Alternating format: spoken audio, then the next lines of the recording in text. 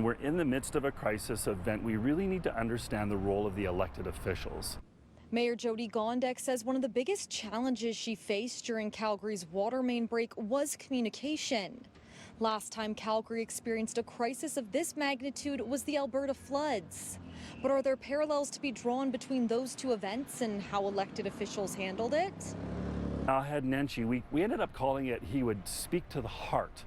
So his message wasn't we've re-energized 25% of the power grid. His message was, I was in the community last night and I saw how much you're hurting.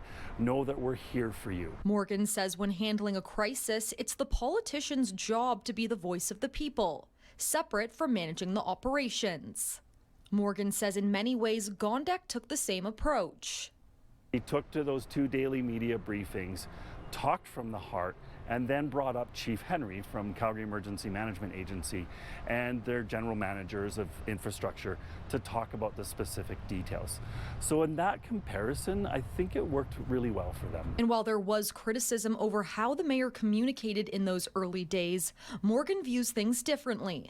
And so at the end of the day, if you followed along the timelines, for the most part, that water use came down. So if I objectively look at the communication efforts on behalf of the city, what was the goal?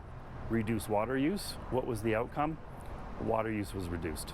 We'll have more on our City News Connect special airing this Sunday at 7 p.m. In Calgary, Margot Rubin, City News.